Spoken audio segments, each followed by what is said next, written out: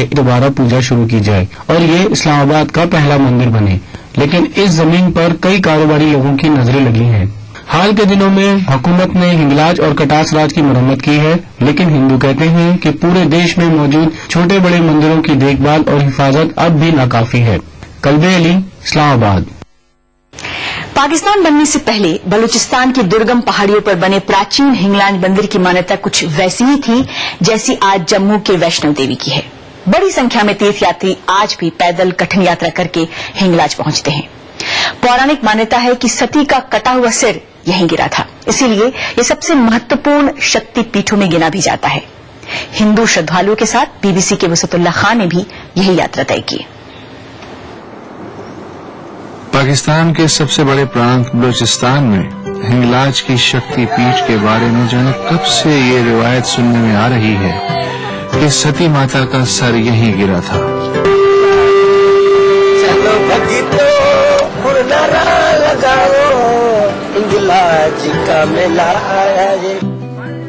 इस वीराने में हर साल धीरे धीरे एक शहर सा बस जाता है। जिस जगह को नमी और हरियाली का मतलब नहीं मालूम, वहाँ सूखे दरख्तों पर भी रंग उमड़ आते हैं और लोग तमाम परेशानियों को छोड़ यकीन की चादर ओढ़े 4 दिन के लिए इस सन्नाटे में आन बसते हैं।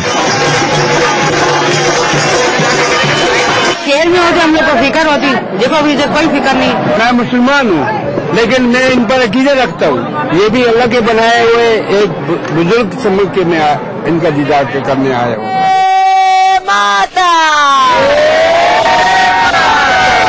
पाकिस्तान ही के नहीं, भारत से भी यहाँ कई श्रद्धालु पहुँचते हैं। अभी माँ की महिमा इतनी बढ़ गई कि पूरे पाकिस्तान से, इंडिया से लोग आते हैं यहाँ ज़ियारत करने के लिए माँ की। इस जादू नगरी में किसे फुर्सत ये सोचने की कि सरकार ने यहाँ के इंतजामात के बारे में क्या सोचा कि कभी नहीं सोचा।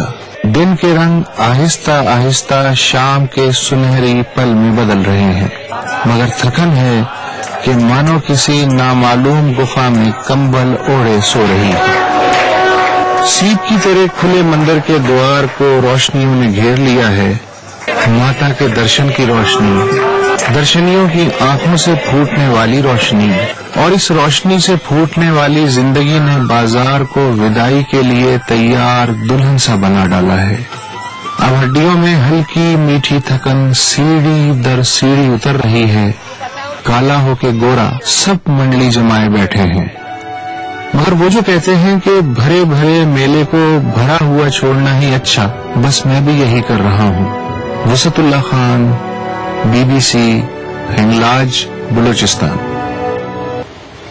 पाकिस्तान के अल्पसंख्यक हिंदुओं की आस्था का केंद्र हिंगलाज ग्लोबल इंडिया में आगे है। नरेंद्र मोदी के बोलने पर ही नहीं, न बोलने पर भी होता है विवाद।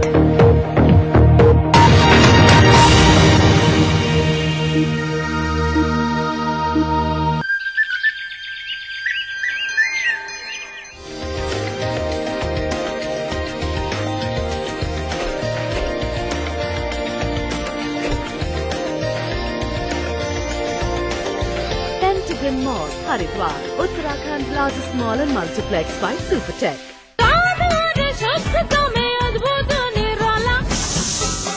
राजेश मसाला है ये, सचमुच स्वादिष्ट, सचमुच शुद्ध। जम के खाओ, खूब बचाओ। माहेश्वरी फार्मास्यूटिकल द्वारा निर्मित त्रिंगासव खून की कमी को दूर करे, तंदुरुस्त और स्वस्थ बनाए। आयुष द्वारा प्रमाणित त्रिंगासव।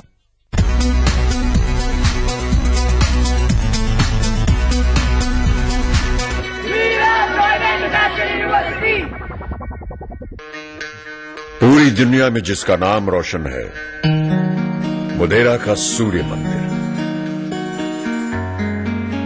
सूर्य देवता वे स्वयं आते हैं यहाँ रोज सुबह।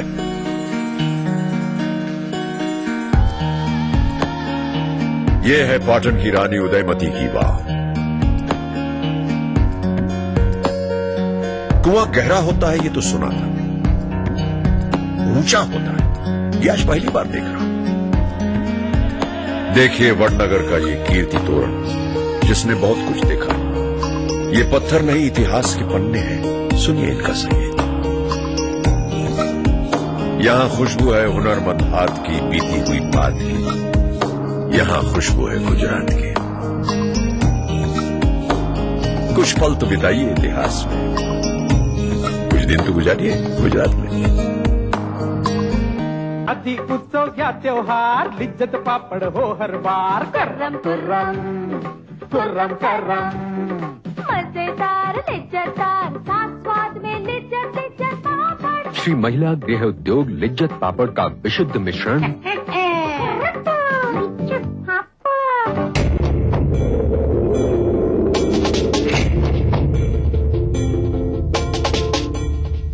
तेरे देश की मिट्टी तुझे पुकारे, भारत का वासी है तू, रात्रि गर्व से बदला रे, वो जुड़ जा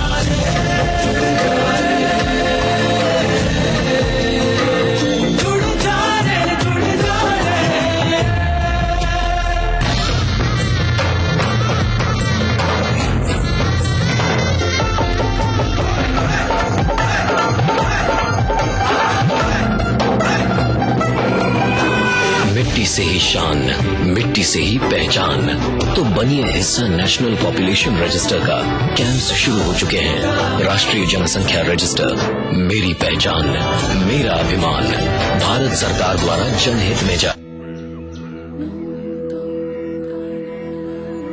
ऊपरकोट की इस गुफा में गूंज रहे ये शब्द आज पूरी दुनिया को एक संदेश दे रहे हैं, विश्व शांति का संदेश।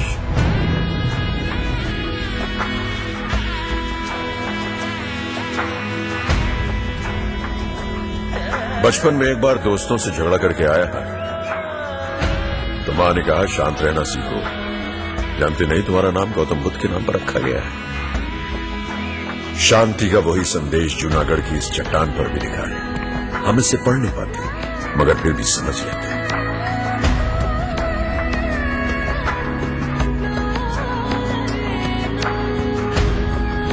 यहां खुशबू है निर्माण की, खुशबू है गुजरात की।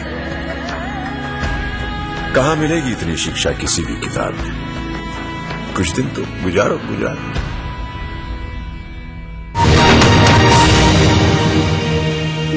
लंदन में बीबीसी ब्रॉडकास्टिंग हाउस से आप देख रहे हैं ग्लोबल इंडिया।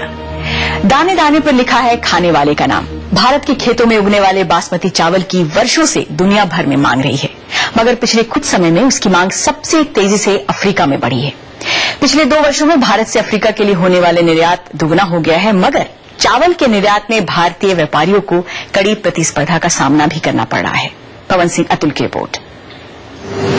उत्तरी भारत में ऐसी कई चावल मिलें हैं जहां हजारों टन बासमती को पैक करके विदेशों में भेजा जाता है। दिल्ली की ये कंपनी दुनिया के 50 देशों में चावल निर्यात कर रही है, लेकिन अफ्रीका चावल के लिए अब एक बड़ा बाजार बनकर उभर रहा है। पहले हम बहुराष्ट्रीय कंपनियों को बेचते थे और वो अपना ब्रांड लगाकर अफ्रीका को निर्यात कर रहे थे, लेकिन अब अफ्रीकी देश सीधे हमसे खरीद रहे हैं। इससे हमें अपना व्यवसाय मजबूत करने में मदद मिली है। Branding activity, credibility and trading activity. सीधे निर्यात की वजह से अफ्रीकी देशों को चावल कम कीमत पर मिल रहा है और भारतीय व्यापारियों को भी फायदा हो रहा है। साल 2009-10 में भारत ने अफ्रीकी महाद्वीप में 14,790 टन बासमती निर्यात किया था, लेकिन ये मात्रा साल 2011-12 के आते आते 37,214 टन तक पहुंच गई है। भारतीय बासमती के बड़े अफ्रीकी आयातक देश हैं दक्षिण अफ्रीका, मिस्र, कीनिया, जिबूती और तंजानिया। भारत में चावल उत्पादन के तरीकों में आए सकारात्मक परिवर्तन के बाद अफ्रीका में भारतीय चावल की खपत बढ़ने के आसार हैं, लेकिन इसमें कुछ अड़चनें भी आ रही हैं। चावल निर्यात के मामले में भारत को वियतनाम, पाकिस्तान और बर्मा से कड़ी टक्कर मिल रही है। अखिल भारतीय चावल निर्यातक संघ का कहना है कि प्रतिद्वंदी देश इस साल भारी डिस्काउंट देकर बाजार का भाव बिगाड़ रहे हैं। इसके अलावा भारतीय रुपए में आई मजबूती की वजह से खरीदारों को थोड़ी ऊंची कीमत देनी पड़ रही है। साल 2015 तक भारत अफ्रीका के बीच व्यापार 100 अरब अमेरिकी डॉलर तक पहुंचाने का लक्ष्य रखा गया है। गौरतलब है कि साल 2000 से 2011 के बीच भारत और अफ्रीका के बीच व्यापार 20 गुना बढ़ा है। पवन सिंह अतुल, BBC। कार्यक्रम में आगे है, जिन ढूंढा तिन पाइया गहरे पानी पैठ, समुद्र की तह में छिपे खजाने को खगालने की कोशिश। लेकिन पहले BBC global exclusive round up, दुनिया की बड़ी खबरों पर BBC की खास नजर। इराक पर अमरीकी अगुवाई में हुई लड़ाई शुरू होने की 10वीं बरसी पर BBC संवाददाता जॉन सिम्पसन बगदाद पहुंचे। ठीक बरसी के दिन बगदाद और उसके आसपास सुबह के व्यस्त समय में कई बम हमले हुए। इनमें लगभग 60 लोगों की जान गई और लगभग 150 लोग घायल हुए। हालात को देखते हुए इराक सरकार ने 2 प्रांतों में अगले महीने होने वाले चुनाव को 6 महीने के लिए टाल दिया है। अर्जेंटीना की राजधानी ब्यूनस आयर्स पहुंचे BBC संवाददाता एलिस्टर लीडहेड, जो नए पोप का जन्म स्थान है। रोम में मंगलवार को पोप फ्रांसिस के पदभार ग्रहण समारोह के मौके पर अर्जेंटीना में रात भर उत्साह और खुशी का माहौल था। हजारों की संख्या में लोग सड़कों पर गिरजाघरों में जमा हो गए थे। इस खास मौके पर गिरजाघरों में रोशनी की गई थी और बड़े TV स्क्रीनों पर पोप की औपचारिक नियुक्ति का सीधा प्रसारण किया गया। मिस्र के गरबिया प्रांत से BBC संवाददाता अली मकबूल ने एक बर्बर घटना की पड़ताल की। वहां एक गांव में सैकड़ों गांव वालों ने 2 लोगों को पीट कर मार डाला। मिस्र के न्याय मंत्री ने इस घटना की निंदा की है। मिस्र में 2 साल पहले हुस्ने मुबारक की 29 साल पुरानी सत्ता के पतन के बाद से सुरक्षा की स्थिति लगातार खराब हो रही है। गुजरात के मुख्यमंत्री नरेंद्र मोदी और विवाद साथ साथ चलते हैं। उन्हें अमेरिकी वीजा न दिए जाने पर छिड़ी बहस लंबी चली थी। इसी सप्ताह उन्हें वॉटन इंडिया इकोनॉमिक फोरम में स्काइप के जरिए छात्रों को संबोधित करना था, मगर आयोजकों ने उनका भाषण रद्द कर दिया, जिसके बाद मोदी के समर्थकों और उनके विरोधियों के बीच जबरदस्त बहस छिड़ गई है। पेंसिल्वेनिया यूनिवर्सिटी के वॉटन स्कूल से सलीम रिजवी की रिपोर्ट। फिलाडेल्फिया शहर में स्थित यूनिवर्सिटी ऑफ पेंसिल्वेनिया का ये वॉटन स्कूल ऑफ मैनेजमेंट एक मशहूर संस्थान है और भारत से भी हर वर्ष बहुत से छात्र यहां दाखिला लेने आते हैं। भारतीय अर्थव्यवस्था पर चर्चा के लिए इस संस्थान में पिछले 17 वर्षों से हर वर्ष वॉटन इंडिया इकोनॉमिक फोरम नाम का कार्यक्रम आयोजित किया जाता रहा है, लेकिन इस वर्ष वॉटन इंडिया फोरम में मुख्य वक्ता के चयन को लेकर विवाद छिड़ गया है। गुजरात के मुख्यमंत्री नरेंद्र मोदी को पहले तो वॉटन इंडिया इकोनॉमिक फोरम में मुख्य वक्ता की हैसियत से दावत दी गई, जो गुजरात में विकास के मॉडल के बारे में बात करने वाले थे, लेकिन कुछ प्रोफेसरों और छात्रों के विरोध के बाद नरेंद्र मोदी का नाम वक्ताओं की सूची से हटा दिया गया। वॉटन इंडिया इकोनॉमिक फोरम ने नाम हटाने का ऐलान किया और बयान जारी कर कहा, हम किसी तरह के राजनीतिक विचारों का समर्थन नहीं करते हैं। हमारा उद्देश्य सिर्फ एक टीम के तौर पर भारत की आर्थिक वृद्धि पर एक सार्थक संवाद को बढ़ावा देना है। जबकि मोदी समर्थकों का कहना है कि नरेंद्र मोदी के भाषण से वॉटन के छात्रों को फायदा ही होता। पिछले 10 साल में मोदी साहब ने पूरा गुजरात चेंज कर दिया हुआ। So from that perspective, since this was an economic forum, it made a lot of sense कि आप उन्हें बुलाएं, उनसे सीखें कि उन्होंने कैसे ये बदलाव लाया और कैसे ये बदलाव दूसरे स्टेट्स में ला सकते हैं। इसके विपरीत मोदी विरोधियों का कहना है कि मोदी ने चुनाव जरूर जीता है, लेकिन वो आलोचना से परे नहीं है। जो आदमी इलेक्ट करके होके आता है, अगर वो कोई गलत काम करता है तो हमें भी उसको बोलना चाहिए कि नहीं बोलना चाहिए। सो ये जो फ्री स्पीच का मुद्दा है और डेवलपमेंट का मुद्दा है, इसको हम बिल्कुल एब्सोल्यूट भगवान लेके नहीं समझ सकते। माइनॉरिटीज के हक छीने जाते हैं तो किस किस्म का विकास है ये? विरोध के बावजूद नरेंद्र मोदी ने शनिवार को अहमदाबाद से वीडियो लिंक के जरिए अमेरिका में रहने वाले भारतीय मूल के लोगों को संबोधित किया। यूरोप और ब्रिटेन की सरकारों ने मोदी की ओर अब नरम रुख भले ही अपना लिया हो, लेकिन अमेरिकी सरकार ने अब भी गुजरात दंगों के चलते ही नरेंद्र मोदी के अमेरिका प्रवेश पर पाबंदी लगा रखी है। सलीम रिजवी, फिलाडेल्फिया। नरेंद्र मोदी को लेकर अमेरिका में छिड़ी बहस। ग्लोबल इंडिया में आगे देखिए। इराक की लड़ाई के 10 साल पूरे, कैसे शुरू हुआ और कैसे चला 21 दिनों का युद्ध। आदि उत्सव या त्योहार, लिज्जत पापड़ हो हर बार, करम तुर्रम तुर्रम करम, मजेदार लिज्जतदार, साथ स्वाद में लिज्जत लिज्जत पापड़। श्री महिला गृह उद्योग लिज्जत पापड़ का विशुद्ध मिश्रण तो हो जाए थोड़ी मस्ती।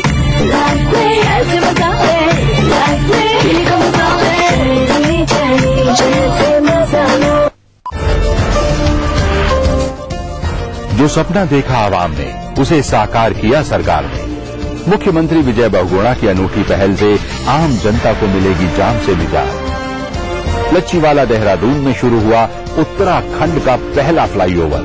राज्य को पहले फ्लाईओवर की सौगात दिलाने के बाद सरकार ने बढ़ाए कुछ और कदम।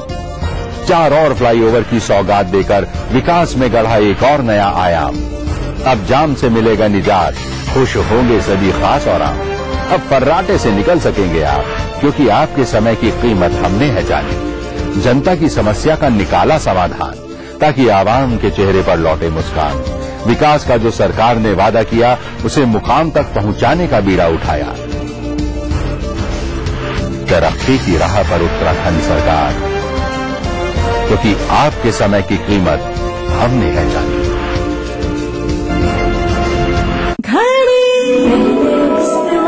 हमारा संकल्प हमें औरों से ही नहीं, खुद से भी रहना है आगे। हमने बनाया बेहतर को और भी ज्यादा बेहतर। पेश है महाशक्तिशाली घड़ी डिटर्जेंट पाउडर।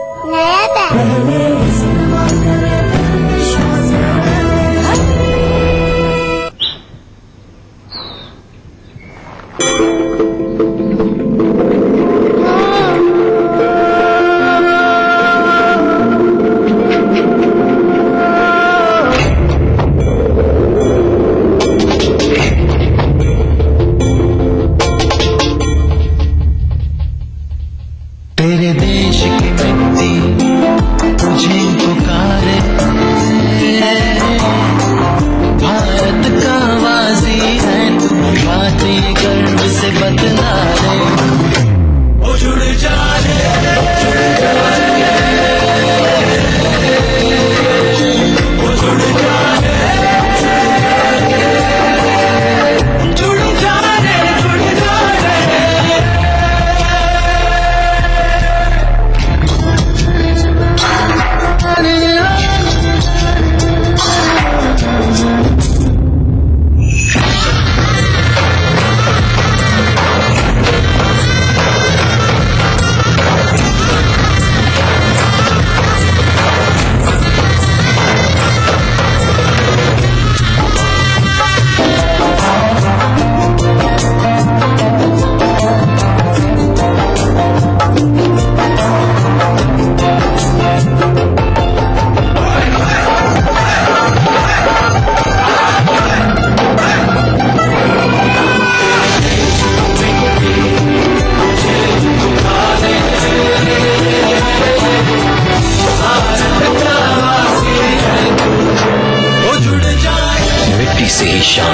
मिट्टी से ही पहचान, तो बनिए हिस्सा नेशनल पॉपुलेशन रजिस्टर का।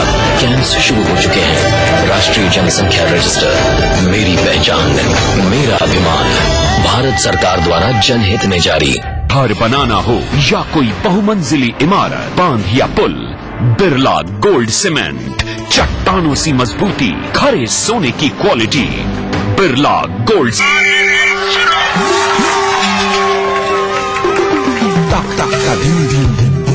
फिर से भाई में सबसे आगे ये नाच क्या है? अरे माँ, रेस के बाद सीधे घर पे आ जाना। स्वस्थ बच्चों का राज है सेहतमंद माँ। प्रसव के बाद माँ के शरीर को वक्त चाहिए। बच्चों के बीच रखे कम से कम 3 साल का अंतर। खुशी का मंत्र रखना याद, दूसरा बच्चा 3 साल बाद। अधिक जानकारी के लिए नजदीकी स्वास्थ्य केंद्र से संपर्क करें। नमस्कार, मैं हूं रूपा झा। स्वागत है आप सबका ग्लोबल इंडिया में। धरती, जंगल और पहाड़ों को खोदने के बाद इंसान अब उन जगहों की तलाश में है जहां से उसे कच्चा माल मिल सके। पिछले सप्ताह हमने ग्लोबल इंडिया में आपको दिखलाया था चांद पर खनन के मंसूबों के बारे में। अब एक ब्रितानी कंपनी 4000 मीटर की गहराई से तांबे और कांसे जैसे धातुओं को निकालने की तैयारी कर रही है। बीबीसी की विशेष रिपोर्ट। इंसान ने समुद्र की गहराइयों में अपने लिए संसाधनों की खोज का एक नया मिशन शुरू किया है। वो संसाधन जिन पर इंसान हमेशा से निर्भर रहा है। अनुसंधान के काम में जुटा ब्रिटेन का जहाज जेम्स कुक इस मिशन का खास हिस्सा है। जहाज पर मौजूद रोबोटिक सबमरीन 3 मील की गहराई तक समुद्र में डुबकी लगाती है। यहाँ जो पत्थर मौजूद हैं वो बहुमूल्य खनिजों से लदे पड़े हैं, जिनकी कीमत जमीन पर पहुंचते ही करोड़ों में होगी। यही वजह है कि ब्रिटेन की नई कंपनी यूके सीबेड रिसोर्सेज समुद्र तल में खनन की योजना बना रही है। लॉकहीड मार्टिन की यह कंपनी समुद्र की गहराइयों से पत्थरों के बहुमूल्य टुकड़े और जटाएं खोज कर लाने में जुटी है। हमारी योजना है कि हम समुद्र तल में 4000 मीटर की गहराई पर इन मशीनों के साथ गोता लगाएं। इसके जरिए हम समुद्र तल पर इन मशीनों को तैराएंगे और तलहटी पर मौजूद चीजों का खनन करेंगे। यह तरीका पर्यावरण के लिहाज से भी सुरक्षित है। लेकिन समुद्र तल की सुरक्षा से जुड़ी संयुक्त राष्ट्र की संस्था का कहना है कि इससे होने वाले नुकसान या फायदे के बारे में कुछ भी कहना फिलहाल बहुत जल्दी होगा। किसी ने अभी तक इस काम को व्यावसायिक स्तर पर नहीं किया है। लोगों ने इस तकनीक को परखा जरूर है, लेकिन समुद्र में खनन की शुरुआत और मुनाफे से बहुत दूर है। हमारे पास इस बात का भी कोई अध्ययन नहीं है कि समुद्र के गर्भ में 10 साल से ज्यादा खनन समुद्री जीवन पर क्या असर डालता है। सवाल कई हैं, लेकिन समुद्र में खनन अरबों का सौदा हो सकता है। लेकिन अंत में पर्यावरण पर इसका क्या असर होगा, ये फिलहाल कोई नहीं जानता। समुद्र की गहराई में खुदाई की कोशिशें, साइबर चोरी से कंपनियां परेशान और माइक्रोसॉफ्ट ने समझी ऐप्स के बाजार की अहमियत। क्लिक के साथ हैं नेहा भटनागर। साइबर चोर 12 लाख कंप्यूटरों में सेंध लगाकर विज्ञापन देने वाली कंपनियों को हर महीने 25 करोड़ रुपए का चूना लगा रहे हैं। अभी कैमेलियन नाम के एक नए कंप्यूटर प्रोग्राम का पता लगा है, जिससे ऐसे सैकड़ों वेबसाइटों पर मौजूद विज्ञापनों पर अपने आप 9 अरब क्लिक हो गए और हर क्लिक पर कंपनी की कमाई हुई। अपने ऐप स्टोर्स में जान डालने की कोशिश में जुटे माइक्रोसॉफ्ट ने डेवलपर्स को हर ऐप के लिए 5,500 रुपए देने की पेशकश की है। माइक्रोसॉफ्ट के मोबाइल और डेस्कटॉप ऐप स्टोर्स पर केवल 35,000 ऐप्स हैं, जबकि उसके प्रतिद्वंदी iOS और एंड्रॉयड पर लाखों ऐप्स मौजूद हैं। ब्लैकबेरी ने भी पिछले दिनों ऐसे ही इनाम से डेवलपर्स को रिझाया था। दूर दराज के इलाकों में जहां मोबाइल सिग्नल नहीं हो, वहां काम आते हैं सैटेलाइट फोन, लेकिन वो भारी भरकम और महंगे होते हैं। पर अब सैट स्लीव नाम की एक एक्सेसरी आईफोन को ही सैटेलाइट फोन बना देगी। इसे बनाने वाली कंपनी थोराया को उम्मीद है कि इसकी खोज से ज्यादा लोग सैटेलाइट टेक्नोलॉजी का फायदा उठा सकेंगे। टेक्नोलॉजी की दुनिया की हलचल। अगले सप्ताह आप देखेंगे बिहार के किसान कैसे लिख रहे हैं कामयाबी की नई कहानी। उनके खेतों में उग रही है ऐसी फसल जिस पर है दुनिया भर की नजर, और चर्चा ऐसी सवारी की जिसका नामो निशान अपनी जन्मभूमि से मिट चुका है, मगर भारत में वो है शान की सवारी। इराक पर अमेरिका और ब्रिटेन ने 10 साल पहले 19 मार्च को हमला शुरू किया था। गठबंधन सेनाओं को बगदाद तक पहुंचने और सद्दाम हुसैन की मूर्ति को खींचकर गिराने में कुल 21 दिन का वक्त लगा। लड़ाई के खत्म होते ही हमारे सहयोगी राजेश प्रियदर्शी जॉर्डन से बगदाद पहुंचे थे। बीबीसी वर्चुअल स्टूडियो से राजेश बता रहे हैं कैसे लड़ी गई थी इराक की लड़ाई। बुश ने सद्दाम हुसैन को सत्ता छोड़कर बगदाद से चले जाने के लिए 2 दिन की मोहलत दी थी। सद्दाम हुसैन ने ऐसा नहीं किया, जिसके बाद हमले शुरू हो गए। अमेरिका ने अपनी सैनिक ताकत दिखाते हुए पहले हमले में अपने युद्धपोतों से 40 क्रूज मिसाइलें दागी। कुछ ही घंटों के बाद ब्रितानी रक्षा मंत्री जो फुन ने कहा कि ब्रिटेन हमले में शामिल हो रहा है, जिसके बाद पहली ब्रिटिश मरीन बटालियन दक्षिणी इराक में घुसी।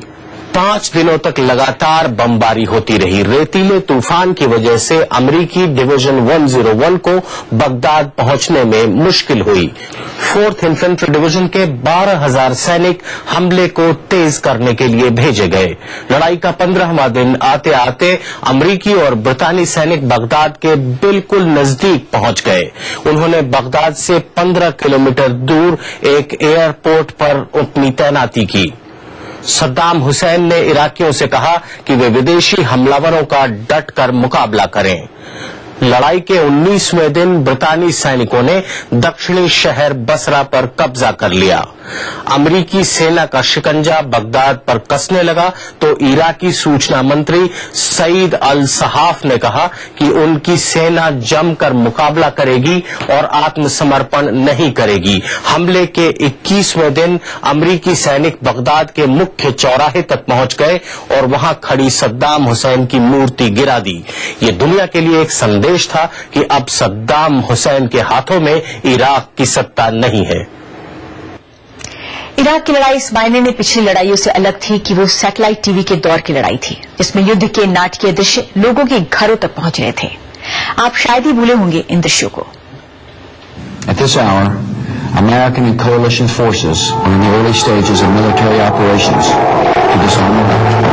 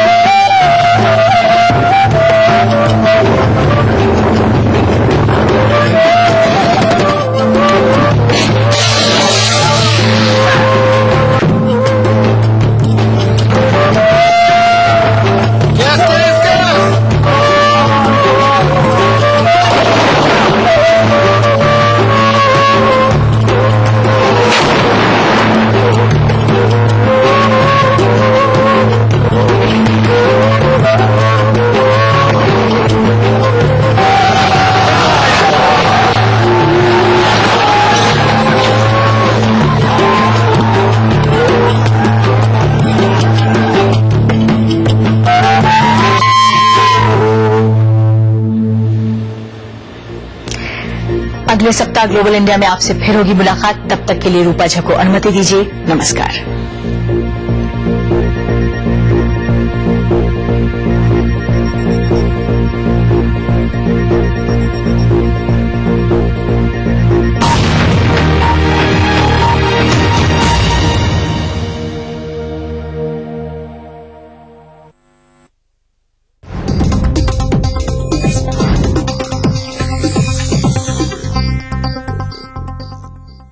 इस न्यूज के सह प्रायोजक हैं पैरामाउंट ग्रुप। स्वादिष्ट मसाला, सचमुच स्वादिष्ट, सचमुच शुद्ध।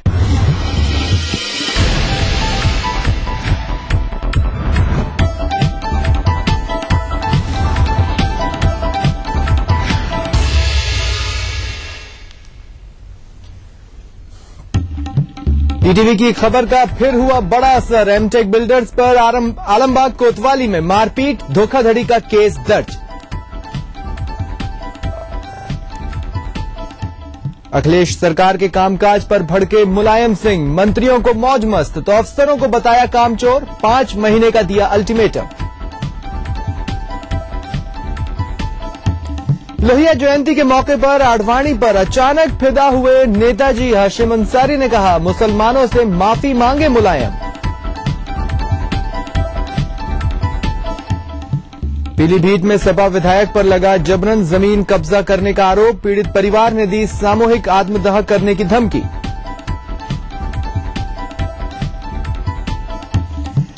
और कानपुर में एआरटीओ पर हुआ जानलेवा हमला, कई दिनों से दलालों के खिलाफ चला रहे थे अभियान।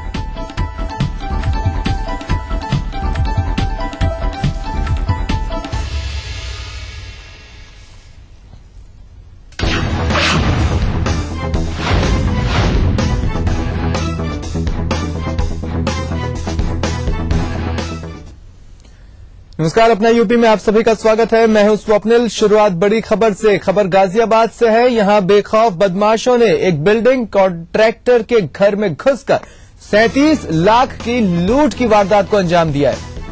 4 हथियारबंद बदमाशों ने इस वारदात को अंजाम दिया है। मामला यहां के साहिबाबाद थाना क्षेत्र के विक्रम एनक्लेव का है।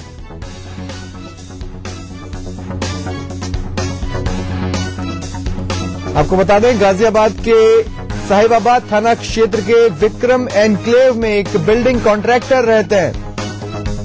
बदमाश, जिनकी संख्या 4 बताई जा रही है, जो हथियारबंद भी बताए जा रहे हैं, वो इस घर में घुसे और 37 लाख की लूट की वारदात को अंजाम दिया। लगातार प्रदेश के हर हिस्से से जिस तरह की खबरें आ रही हैं वो कानून व्यवस्था पर सवालिया निशान तो लगा ही रही हैं, साथ ही ये भी बता रही हैं कि बदमाश इस हद तक बेखौफ हो चुके हैं कि वो पुलिस पर फायरिंग करने से भी नहीं चूकते हैं। ऐसे में इतनी बड़ी लूट की वारदात को अगर हथियारबंद हौसलामंद बदमाश अंजाम दे रहे हैं तो उस पर ज्यादा आश्चर्य व्यक्त नहीं किया जा सकता।